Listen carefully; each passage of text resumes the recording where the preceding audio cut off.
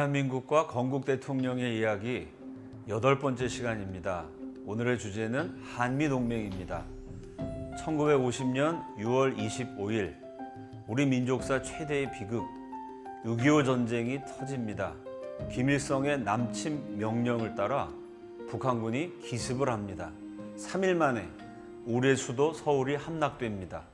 낙동강 전선까지 밀려서 누가 봐도 공산화 될 수밖에 없는 위기였습니다. 그때 미국을 위시한 16개국이 군대를 보내어 대한민국을 구출합니다. 6.25 전쟁 기간 동안 미군 178만 명이 한국에 와서 싸웠습니다. 5만 명 넘게 죽고 10만 명 넘게 다쳤습니다. 미국의 엄청난 달러가 한국에 쏟아지게 됩니다. 전쟁 때문에 미국 경제는 아주 고통스러워지죠. 전쟁이 장기화되고 죽는 사람, 다치는 사람 늘어나자 미국 국민들이 회의를 느끼게 됩니다. 그 당시 미국 사람들은 코리아 그러면 뭔지 모릅니다.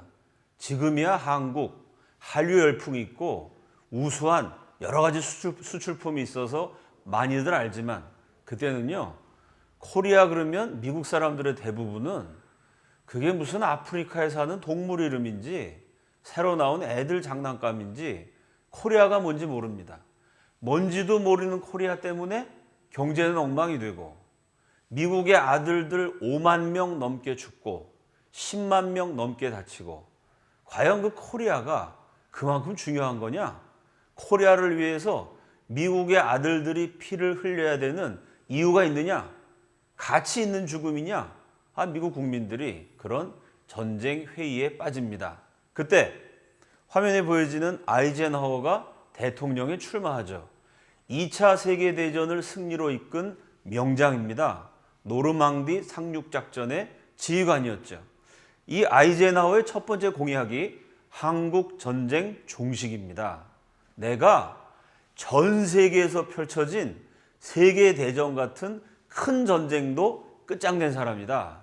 그러니 저 조그만 나라에서 벌어지는 한국전쟁 한 방에 끝낸다. 2차 세계대전을 끝냈던 전쟁 지휘관이 전쟁을 끝내겠다면서 선거에 출마하니까 국민들이 몰표를 줍니다. 아이젠하워가 대통령이 되죠. 한국전쟁을 끝내기 위한 아이젠하워의 방법이 휴전입니다. 휴전선 긋고 미국은 떠난다. 3년 동안 미국이 한국을 위해서 할 만큼 했으니 이제 한국은 한국인들이 지켜라. 휴전선 긋고 미국은 떠나면 미국 입장에서는 골치 아픈 수렁에서 벗어나게 됩니다. 한국 입장에서는 어떨까요? 미국은 갔습니다. 다시는 도와주러 오지 않아요? 그런데 우리의 적들은 여전히 남아 있습니다. 휴전선 너머에 북한이 있고요. 압록강만 건너면 그 당시 대한민국보다 100배 컸던 막강했던 중공이 있습니다. 두만강 건너면요, 대한민국보다 면적으로 따지면 250배쯤 될까요? 한반도 전체의 110배가 넘는 거대한 공산주의 종주국 소련이 있습니다. 소련과 중공은 압록강, 두만강만 건너면 곧바로 한반도에 진격해 들어올 수 있어요. 소련, 중공, 북한이 또 한 번 쳐들어온다면 미국은 손 털고 떠났고요. 한국은 100% 공산화됩니다. 이승만이 이 이유를 가지고 아이젠하워한테 따집니다. 아니, 기독교 국가라는 미국이 위기에 처한 한국을 이런 식으로 버리는 것이 옳은 것이냐? 아이젠하워는 히틀러랑 싸운 사람이고 세계 최강대국 대통령이니 강대국 지도자들도 많이 상대했습니다. 아이고, 조그만 약소국 지도자가 말이 많네. 아이젠하워가 이승만을 무시하고 휴전협정을 계속해서 추진해 나가죠. 휴전협정의 막바지 단계에 포로 교환 절차가 남습니다.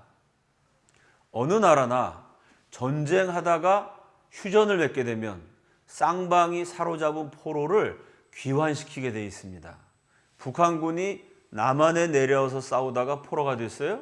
휴전협정을 맺었으니 고향인 북한으로 돌아가야 됩니다. 남한군이 북한으로 진격해서 싸우다가 포로가 됐습니다. 역시 휴전 이후에는 남한으로 돌려보내야 됩니다. 이게 국제적 인도주의 원칙인데 여기 문제가 생겨요. 북한군으로 쳐들어왔는데 고향이 북한인데 북한으로 가지 않겠다는 포로들이 있습니다. 그 사람들을 반공포로라 그러죠. 반공포로라는 말 자체가 특이합니다. 왜냐하면 공산군으로 쳐들어왔으니까 당연히 친공, 공산군입니다. 근데 그 공산군이 반공주의자가 돼갖고 북한으로 가지 않겠다는 겁니다. 왜 이런 문제가 생겼냐면요.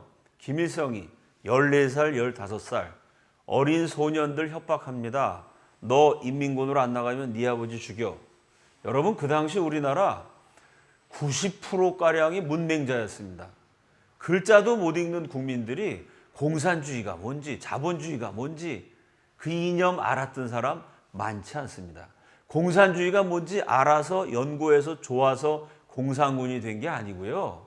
너 군대 안 가면 네 아버지 죽인다고 김일성이 협박을 해갖고 어린 병사들이 총 들고 대한민국에 쳐들어왔습니다.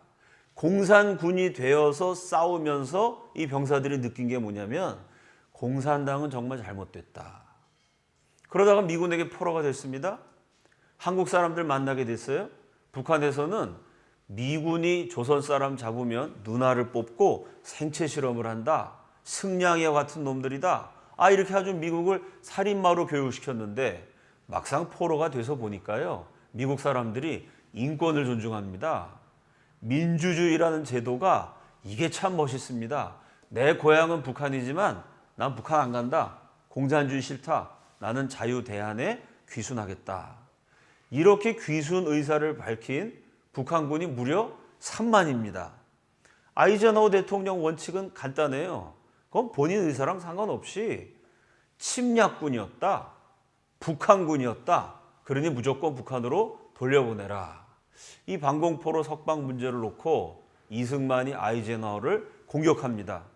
본인들이 자유민주주의 체제에 귀순하겠다는데 그 사람들 인권을 무시하고 그 사람들 의사를 오히려 정반대로 뒤집어서 강제로 북한 보내면 반동분자라고 다 죽는다. 우리 민족의 청년 3만 명을 본인들이 가기 싫다는데 억지로 보내서 다 학살당하게 만드는 거. 이게 민주주의 인권국가 기독교 국가라는 미국이 할 짓이냐? 아이젠하워에게 끊임없이 따집니다. 아이젠하워는 그 약소국 대통령이 시끄럽게 하네라고 무시하죠. 이승만이 최후의 경고를 날립니다. 그렇게 한국을 무시하다가는 큰 코 다칠 거다. 말만 한 것이 아니고 나는 한다면 하는 사람이다. 라는 것을 미국과 전 세계 앞에 이승만이 보여줍니다. 그 유명한 반공포로 석방 사건입니다. 대한민국 헌병대를 불러요. 그 당시 반공포로가 거제도, 대구, 부산, 영천 곳곳에 분산 수용되어 있었습니다. 미군이 관리하고 있었는데 이승만 대통령이 우리나라 헌병대에게 할당을 해줍니다. 1부대는 거제, 2부대는 부산, 3부대는 대구. 그 반공포로가 잡혀있는 수용소를 할당을 해줘요. 미군을 기습해서 무력화시켜서 북쪽으로 보내지면 학살당할 우리 동족 3만 명을 구출해내라. 단 미군한테 총을 쏘지 말아라. 한국군이 미군한테 총을 쏘고 전투를 했다가는 이게 국제적인 문제가 됩니다. 총을 안 쏘고 미군을 무력화시켜라. 이 복싱이나 레슬링이나 유도를 하라는 얘기인데 이게 참 지키기가 어렵습니다. 방법은 각자 알아서 우리 포로들을 탈출시키고 단 이 명령을 실행하지 못하는 부대는 전원 자살하라. 무서운 명령입니다. 목숨을 걸고 우리 동족을 구출해내든지 아니면 부대가 몽땅 다 죽어버려라. 요즘 한국 젊은이들에게 이런 명령을 내리면은 군인들이 제일 먼저 엄마한테 전화하겠죠. 엄마 대통령이 나보러 죽으래 무서워 뭐 이러겠죠. 6.25 전쟁은 위대한 전쟁입니다. 끝까지 굴복하지 않았던 위대한 지도자가 있었고 위대한 국민이 있었습니다. 그리고 위대한 국군이 있었죠. 어느 나라나 전쟁하다가 전세가 불리해지면은 항복합니다. 끝까지 싸우다가 죽느니 항복해서 포로가 돼서 목숨을 부지하는 게 낫기 때문이죠. 이웃나라 중국, 국민당, 공산당 내전이 있었습니다. 병력, 무기, 물자 모든 면에서 국민당이 월등을 했죠. 그런데 공산당에는 마오쩌둥, 모택동이라는 천재 전략가가 있었습니다. 이 모택동의 기가 막힌 전술이 빛을 발하면서 전세가 역전됩니다. 무기, 물자, 군인, 국민당이 월등히 많았지만 전세가 불리해지니까요. 전쟁 막판에 가면은 이 국민당 군대가 하루에 일개 사단씩 없어집니다. 사단 한 10,000명 정도 되는 병력이죠. 사단장이 10,000명이나 되는 부대를 이끌고 일개 사단이 통째로 항복해버려요. 자, 병력, 무기, 물자가 월등해도 전세가 불리하다고 사단 병력이 막 항복했던 게 이웃나라 중국 얘기입니다.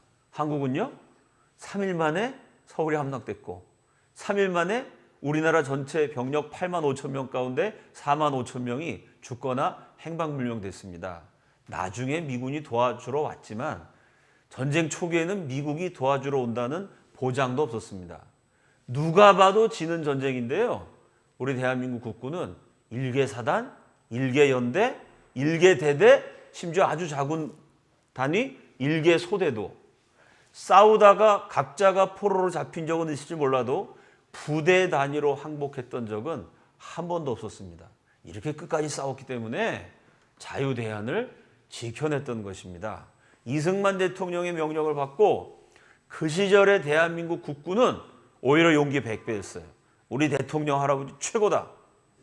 일본 제국주의와 싸우고 북한, 중공, 소련 거대한 악마적 공산군과 싸우고 마지막에는 대한민국을 위해서 178만 명 군대를 보내주고 구호물자로 3천만 국민을 먹여주고 입혀주고 재워준 고마운 나라 미국하고 싸워서라도 우리 민족을 살려내겠다는 대통령 할아버지 최고다.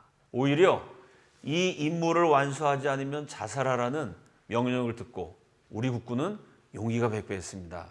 대부분 그 당시 국군이 글자도 읽을 줄 몰랐어요. 그런 우리 할아버지들이 머리를 맞대고 기발한 전략을 의논합니다. 수십 가지 기발한 방법으로 포로들을 탈출시켰어요. 철조망을 미리 끊어 놓습니다. 그리고 겉으로는 실 같은 거로 묶어서 잘 표가 안 나게 만들어요. 우리 헌병대가 사인을 하면은 방공 포로들이 이미 끊어 놓은 철조망이니까 발로 철조망을 차서 뚫어버리고 탈출합니다. 땅굴을 파갖고 밑으로 빼내기도 해요. 이렇게 방공 포로들이 탈출하면은 미군이 그 포로 잡으려고 막 마을에 수색하러 다닙니다. 그 마을의 민가에 미리 알리죠. 방공 포로 오면은 자기 집에 숨겨달라고. 그 집에 숨어 있는데 미군이 갔어요. 여기 이 젊은이 누굽니까? 물어보면 우리 헌병대하고 미리 계획을 다 한 우리 한국 국민들이 뭐라고 대답하냐면 우리 둘째입니다. 미군은 그 청년이 남한 청년인지 북한 청년인지 구분을 못합니다. 남한 사람 북한 사람 똑같이 생겼죠. 우리 둘째 아들이라는데 그걸 어떻게 수색을 하겠어요? 이런 식으로 포로들을 빼냅니다. 제일 히트를 쳤던 방법이 미군이 딱 총을 들고 지키고 있는데 그 미군을 무력화시키기 위해서요. 한국 병사가 가면서 인사를 합니다. 굿모닝 하고 활짝 웃어요. 야, 저 코리안 보이가 기분이 좋은가 보다. 미군도 인사하느라고 웃습니다. 삼엄한 경계태세가 인사하느라고 조금 느슨해지겠죠. 악수하는 것처럼 손을 내밀어요. 아, 미군도 총 들고 지키다가 악수하려고 손을 내미는 찰나에 이 옷소매에 감춘 고춧가루를 꺼내가지고 미군의 눈과 코에다가 확 뿌립니다. 아, 미국 사람들이 고춧가루 매운 음식 못 먹습니다. 청양고추를 맞았으니 얼마나 놀랬겠어요. 그런 식으로 총을 뺏고 그 틈에 포로들을 탈출시킵니다. 이런 기발한 방법으로 대한민국 헌병대가 미군을 무력화시키고 탈출시킨 방공포로가 27,389명입니다. 세계 최강대국 미국이요. 사로잡고 있던 포로 27명을 뺏겼다. 하루 종일 전 세계에서 특집 뉴스를 하고 난리가 날 겁니다. 27명이 아니고요. 27,389명을 우리 한국군이 미군을 기습해서 총도 안 쓰고 살려냈습니다. 자, 이 방공포로들을 딱 세워놓고 당시 78세의 이승만 대통령 할아버지가 순찰하는 장면입니다. 이 방공포로들 어떤 사람이죠? 대한민국에 쳐들어왔던 공산군입니다.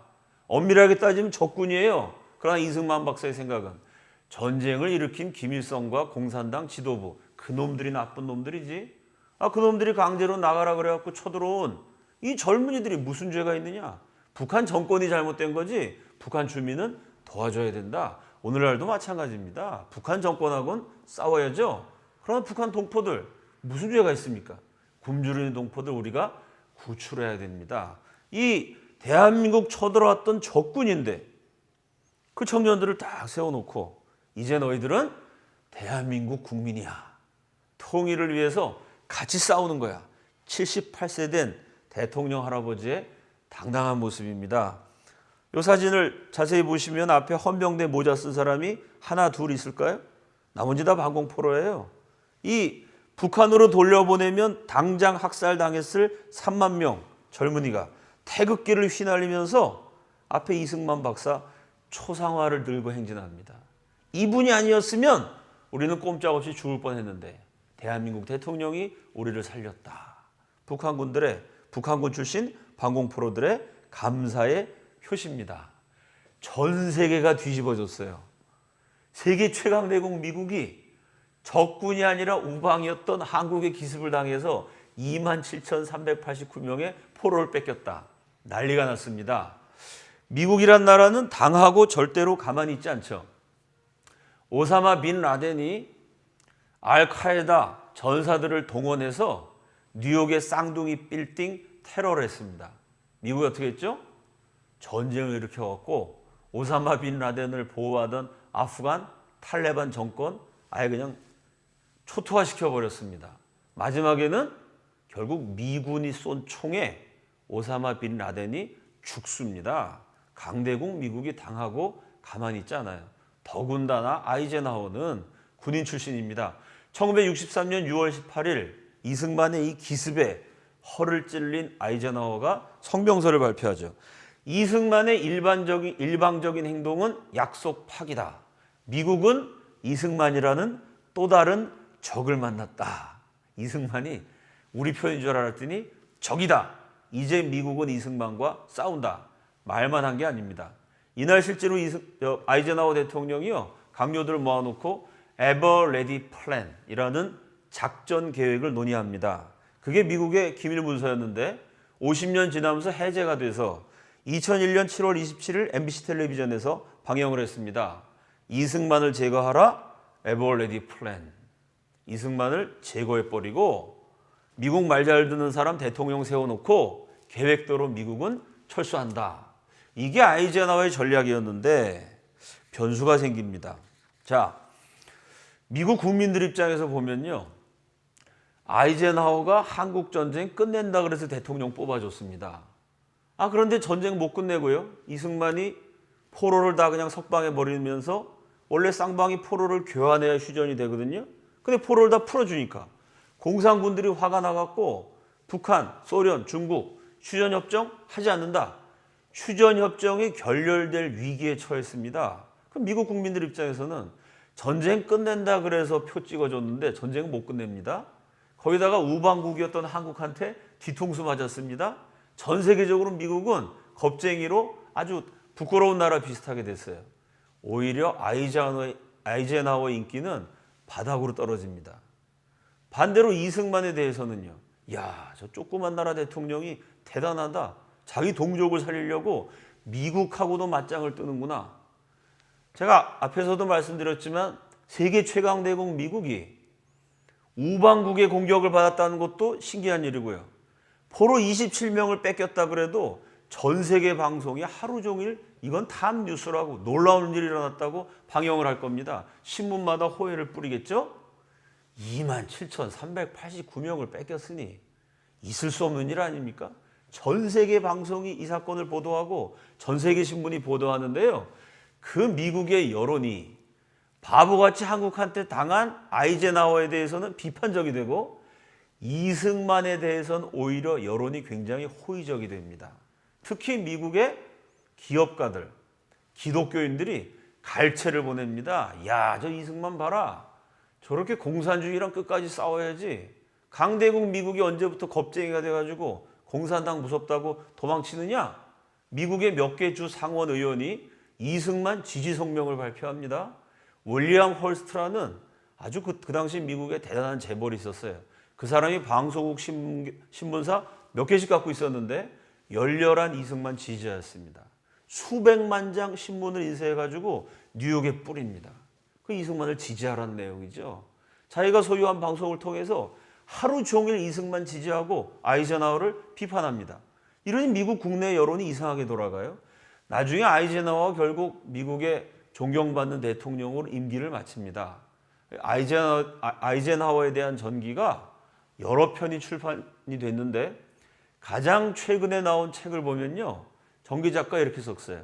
이승만의 방공포로 석방 때문에 아이젠하워 정치일생 최대의 위기를 맞이했다. 임기가 바닥으로 떨어져 갖고 이게 다음번 대통령 선거 재선은 불가능할 지경까지 이루어졌습니다. 잘못하면 그 정치 생명도 날아가는. 아니, 한국을 그렇게 도와주고 나서 뒤통수 맞았으니 국민들이 화가 나지 않겠어요? 그리고 이승만이 아이젠하워에게 끊임없이 했던 얘기가 있습니다. We have a right of suicide. 우리에게는 자살할 권리가 있다. 무슨 얘기일까요? 만약에 휴전협정 맺고 미국이 떠나면 한국이 살 길은 항복뿐입니다. 북한, 중국, 소련 셋이 합쳐서 다시 한번 쳐들어오면 이겨낼 수가 없어요. 공산당한테 항복해야 살 수 있습니다. 끝까지 싸운다는 건 누가 봐도 자살행위입니다. 이승만의 말은 그게 자살행위라면 우리에게는 자살할 권리가 있다. 용감한 한국인은 싸우다가 죽을지언정 공산당에게 무릎 꿇지 않는다. We have a right of suicide. 그 이승만은 끝까지 싸우는 골리앗과 싸우는 다윗의 이미지로 미국에서 영웅이 되고 아이젠하워는 겁쟁이. 한국을 3년 동안 다 도와주고 결국 뒤통수 맞은 무능한 대통령. 인기가 추락합니다.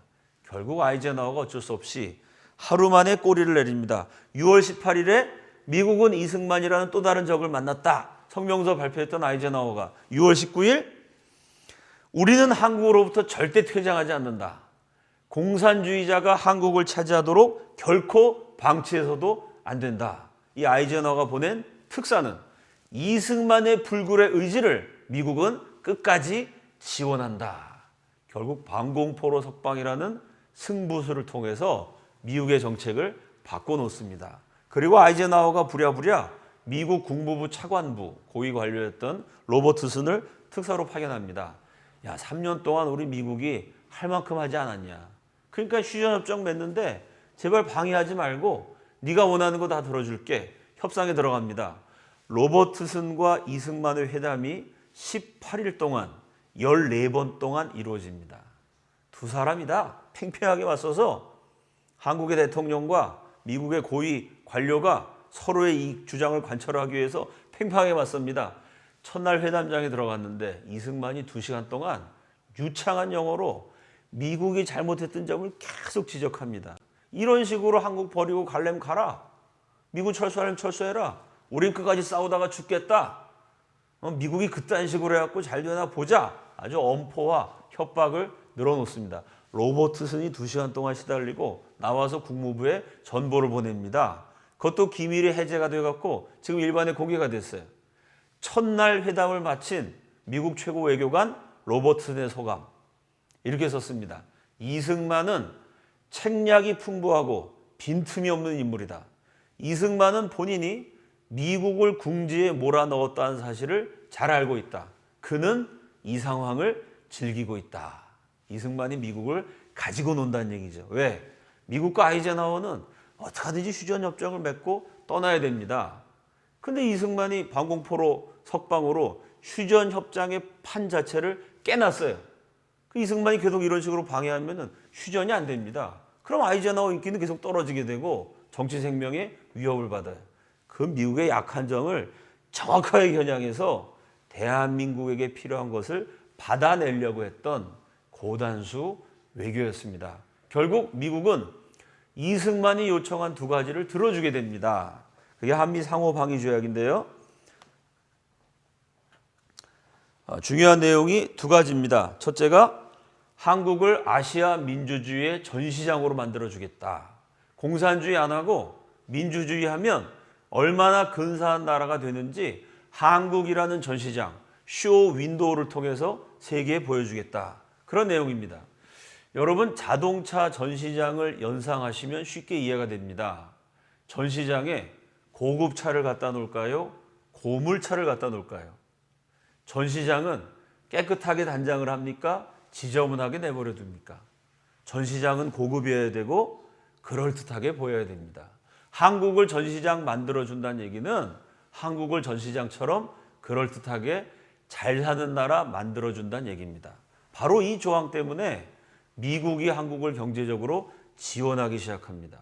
이 조약을 맺고 이승만 대통령이 일시불로 받아낸 돈이 그 당시 대한민국 1년 수출액의 34배입니다. 이승만 정권 내내 미국으로부터 받았던 구호 물자를 달러로 환산하면요, 저 광활한 아프리카 대륙 54개국을 원조한 비용보다 더 많습니다.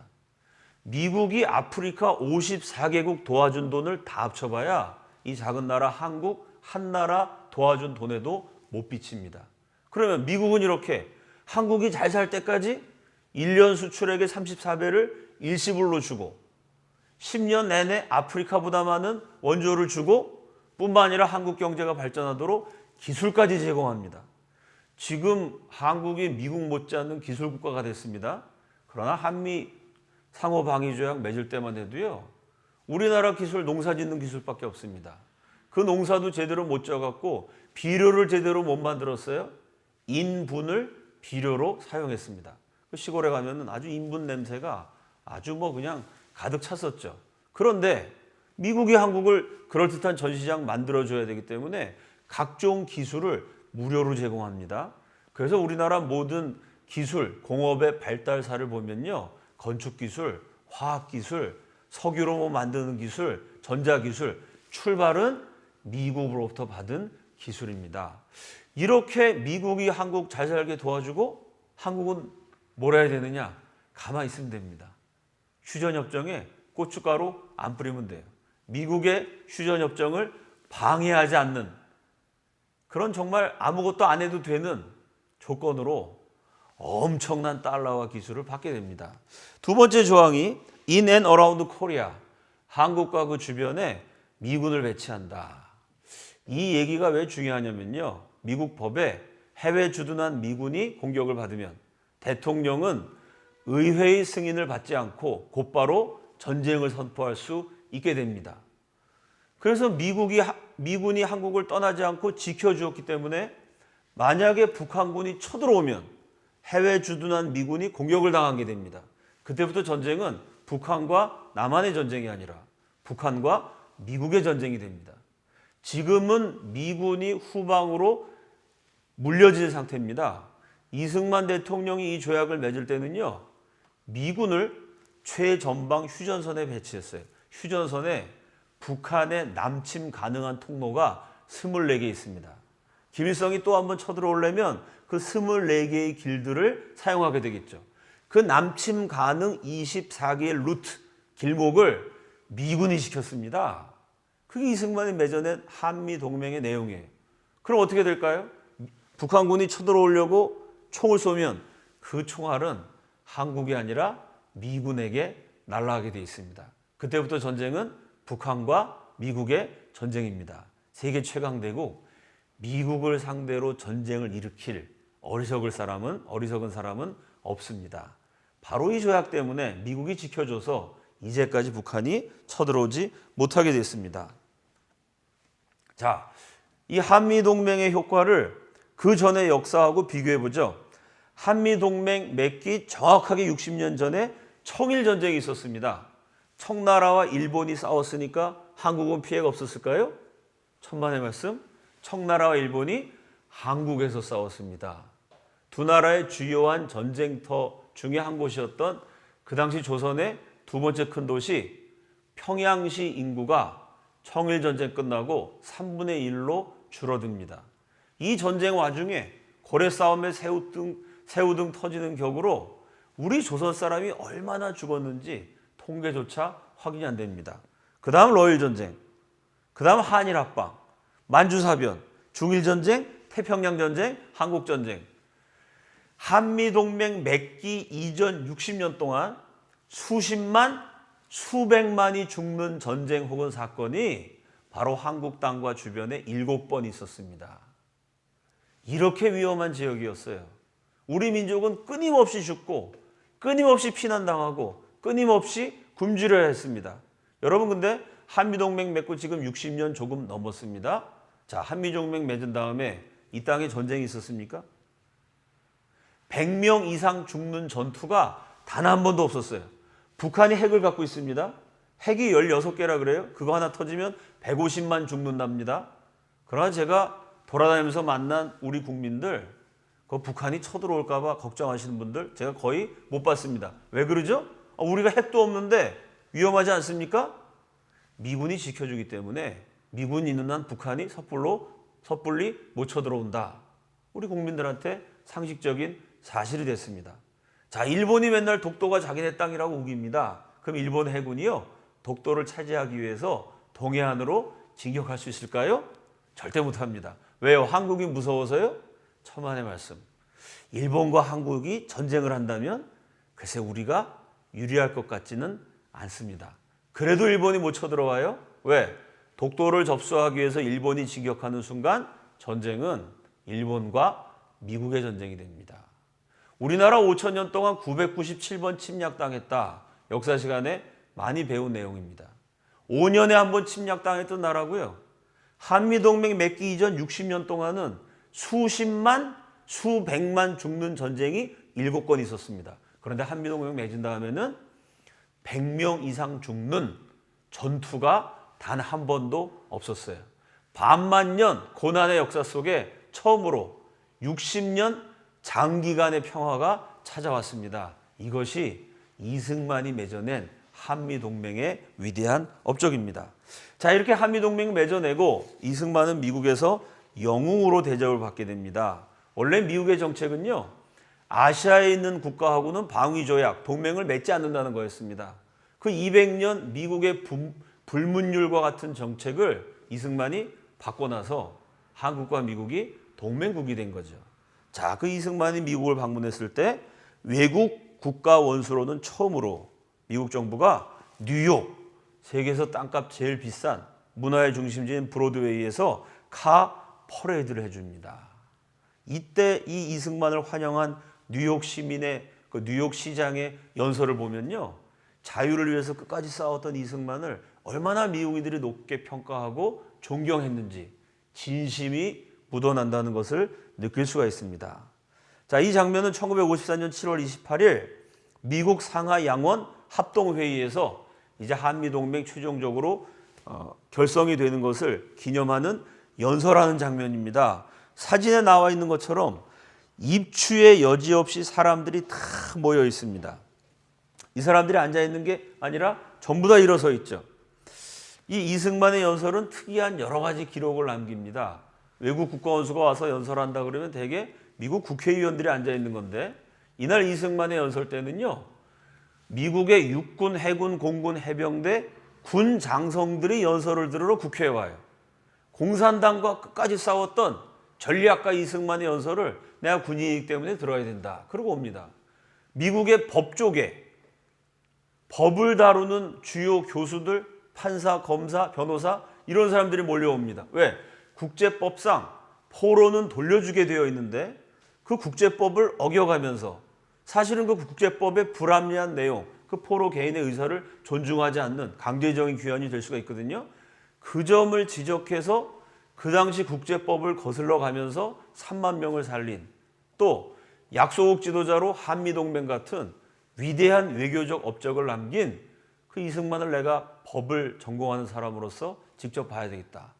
법 연구하는 사람들이 다 모여듭니다.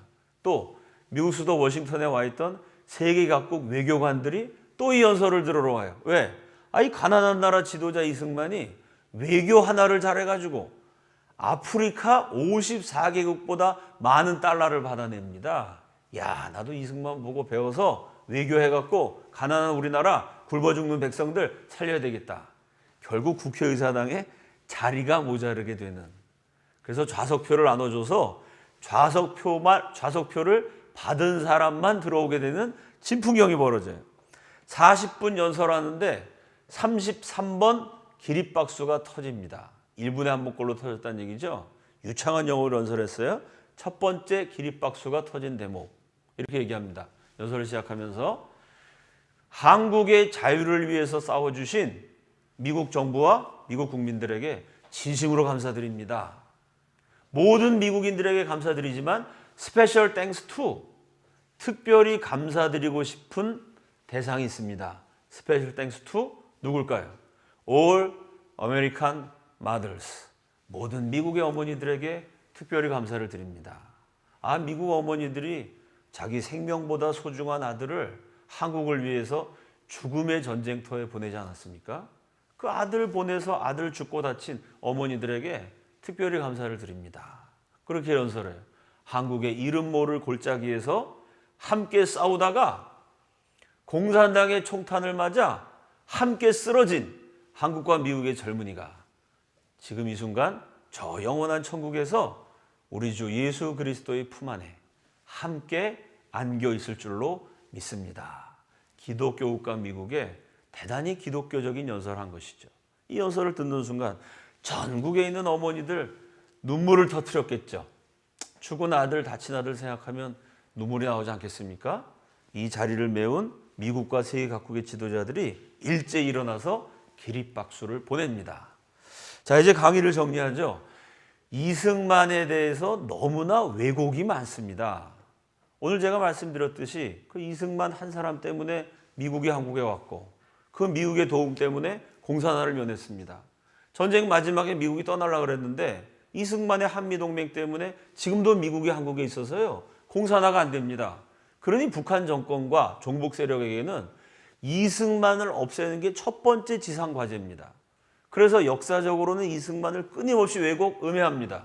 동시에 북한의 대남 전략 70년 동안 변하지 않는 첫 번째 목표는 미군 철수입니다. 미군만 떠나면 남북이 1대1로 붙으면 우리가 이길 수 있다고 저 사람들은 지금도 장담을 해요. 글쎄 우리가 북한한테 질지는 모르겠습니다만 하여간 북한은 그렇게 미군만 철수하면 공산화시킬 수 있다고 자신만만해합니다. 그 미군 철수란 말을 요즘 살짝 바꿔서 뭐라고 얘기하냐면은 미군 철수하라 이러면 국민들이 알죠. 저건 저 종북이나 북한 술책이다.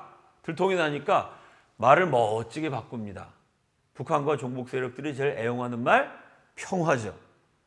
정전협정 폐지하고 평화협정으로 대체하자. 남북한이 싸우지 말기로 평화협정을 맺자. 그래서 우리 민족끼리 하나가 되자. 말은 좋습니다. 그러면 평화협정을 맺으면요. 전쟁 안 하려겠으니까 미군 떠나라는 얘기입니다. 공산화하자, 미군 철수하자, 평화협정 맺자. 사실은 똑같은 내용입니다. 자, 이렇게 북한과 종북 세력의 전략은 이승만을 끊임없이 깎아내리는 동시에 미군 철수, 평화협정을 부르짖습니다. 그 전략이 상당히 성공을 해서요. 이승만 그러면 독재자, 아주 부정선거 원흉, 나쁜 점만 기억합니다. 실제로 그분이 잘못하신 것은 과장하고 잘못하지 않은 것은 엄청나게 부풀립니다. 이승만을 비판하시는 분들이 제 강연 듣고 저한테도 욕도 하고 협박도 하고 전화도 하고 많이 하십니다. 그런 분들에게 제가 항상 드리는 질문이 두 가지가 있어요. 좋다. 당신이 이승만에 대해서 비판하는 내용이 대부분은 사실이 아니지만 그게 다 맞다고 간주해도 그게 다 맞다고 치자. 그럼 내가 두 가지 질문한다. 첫째, 인류 역사에 이승만만큼 약소국 지도자가 강대국에게 할 말 다 한 사람이 있느냐? 둘째, 그거 맨날 민족 해방, 민중 이런 거 부르짖는 사람들 아닙니까? 그 사람들한테 그래 그렇게 약소국, 미제국주의 강대국 비판하는데 약소국 지도자로 이승만처럼 강대국한테 할 말 다 한 사람 있느냐?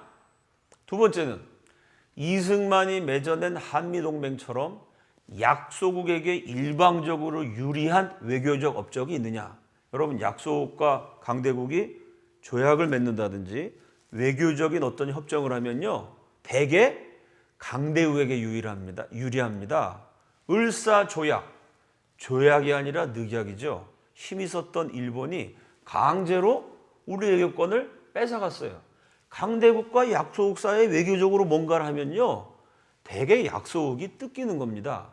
뺏기는 겁니다. 강대국에게 일방적으로 유리하죠. 그런데 한미동맹은 세계 최강대국 미국과 전쟁으로 폐허가 된 잿더미, 시체더미가 된 한국이 맺은 한미 상호 방위 조약은 첫째, 한국을 아시아 민주주의 전시장 만들어 잘 살 때까지 도와준다.